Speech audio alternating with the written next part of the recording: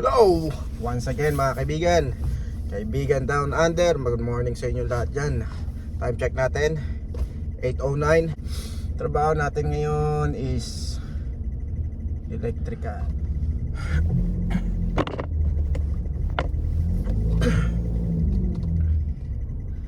Hirap na mag-drive na ito.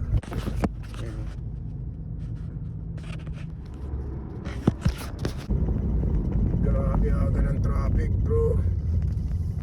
Dalawa kasing dalawang school zone yung dinadaanan ko eh. Isang school zone dito sa Lackenbar, tapos school zone doon sa may Lorne.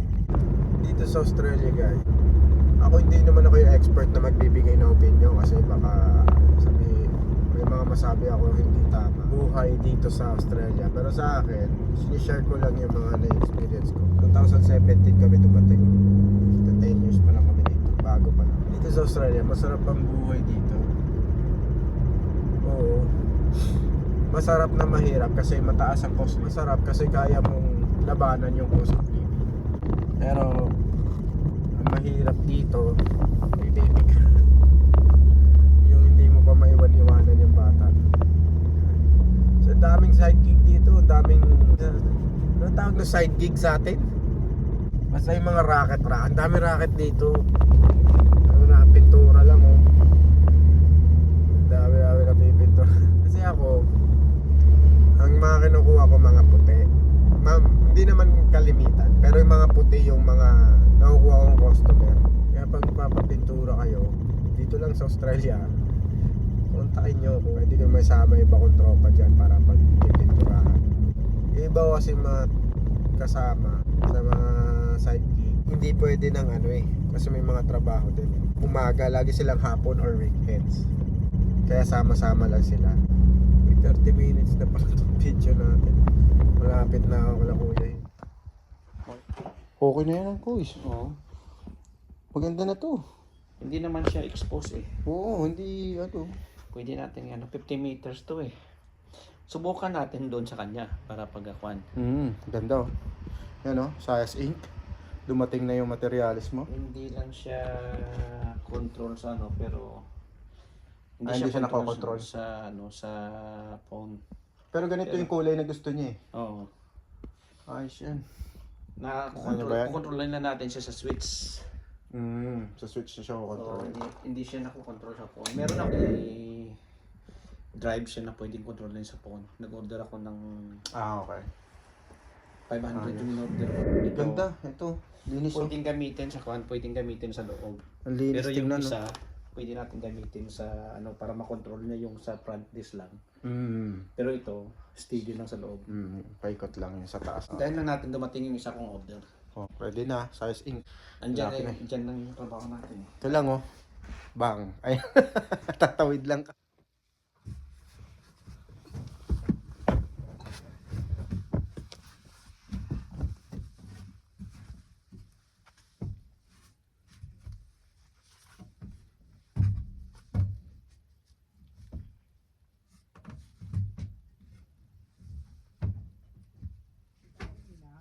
Oh, kuya. Dapat pala dinala ko yung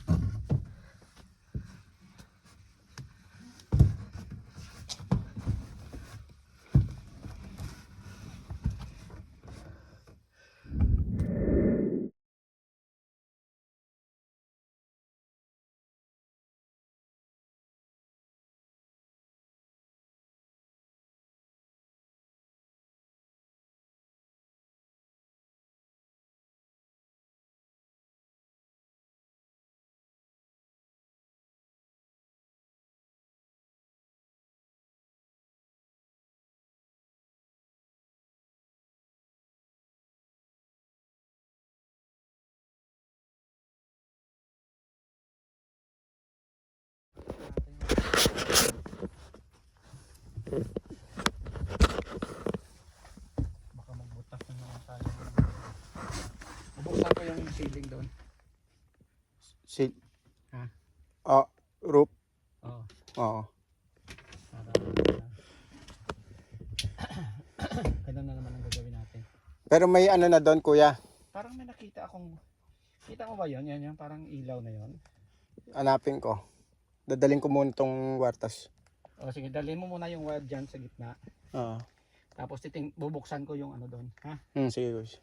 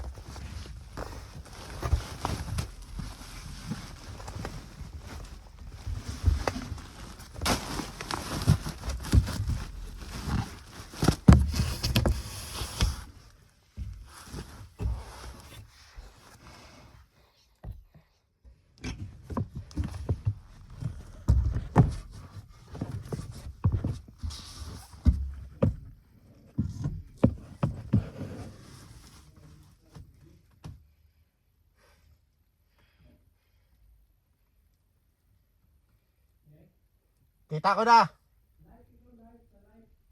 Sige, Kuis, taga lang. Sige, sige. Lawan mo lang.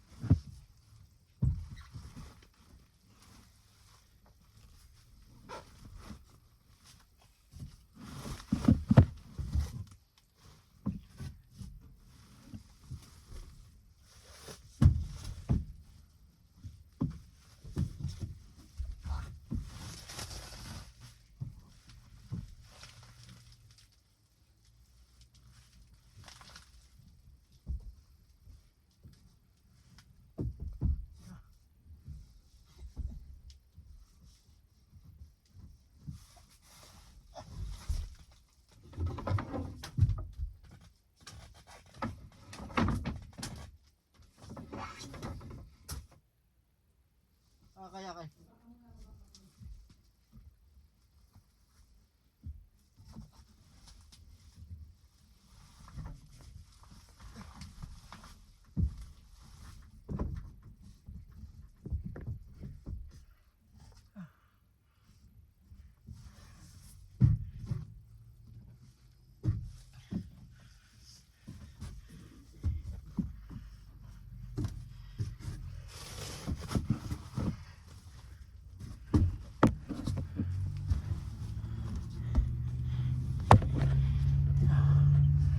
Aray.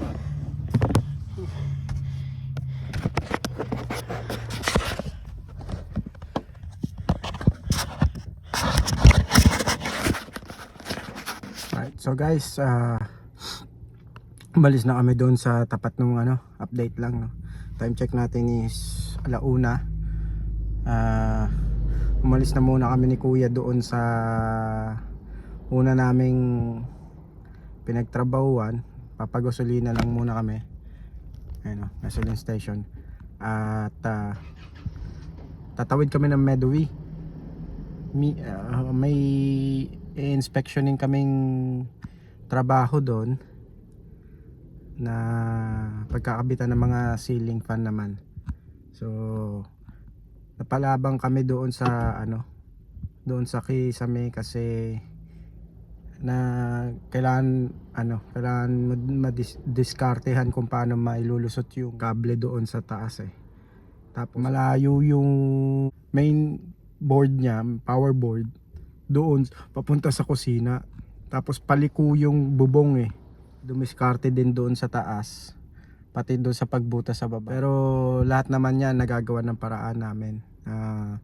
Kailangan talaga ng oras, maglaan ng oras. Bumaba na doon sa main board, main power box niya, tapos bumaba na rin doon sa kusina yung wire. So bukas na namin tapusin yun kasi may nakaschedule na inspection ng Gabs Electrical sa Midway para ma-schedule na rin kung kailan gagawin yon. So as of now, iwan muna yon. Saglit na lang yan, mabilis na lang yon. Yung ang kakabit doon sa kitchen is cooktop, electric cooktop. Ilalagyan na lang ng switch yon para mag on and off. Nakakabit din yun sa circuit breaker para safe na safe yung bagong cooktop na gagawin. Nagulat din yung may-ari, kala niya madali. Pero sinilip niya rin yung Kisame na kung paano trabahuhin yon. Siyempre limited lang yung steps mo lagi sa Kisame, limited lang yung lulura mo sa Kisame. Kahit na gaano kataas yung hagdanan na meron, pagka nakaangat yung bricks sa Kisame mo at saka nakadikit sa beam, magbubukas ka talaga ng nakita nyo naman dun sa video nagbukas si ng bubong. So from that, para makita lang yung sitwasyon, kasi hindi rin kita sa loob ng Kisame kasi nga nakaharang yung beam. So kailangan talaga yung pinaka corner ng bubong is buksan. Ang taas pa naman ng bahay, ang taas ng bahay. So ayun, nagawa naman ng paraan. Kaya babalikan na lang yung bukas kasi mabilis na lang yun, madali na lang tapusin yon. So paano ka talaga papayat niya, no? Sige, May dala talaga si Bossing, oh. Ito na. Lagari na kami guys sa Medway. Mamaya update namin kayo doon pagdating namin doon, inspect na namin. Alright. Cabs Electrical out. Yun. Guys, dito na kami sa sa Medway. Ito na yung inspection namin bahay. No contact na lang ni Kuya Hill ngayon yung yung sunog kami, oh. Sunog kami sa araw. Dito na kami. Yan. Nakakausap ni Kuya Hill yung customer. So parating na rin yung customer. Laki ng bahay guys. Ibebenta to, tapos malaking fan ata yung namin. Maraming fan yung ikakabit namin. So ayan si Kuya Hill. Siyempre ang aming service yun. So yan, waiting na lang kami ito. Kuya Hill, bibili na namin to para matapos na yung problema. Sana all.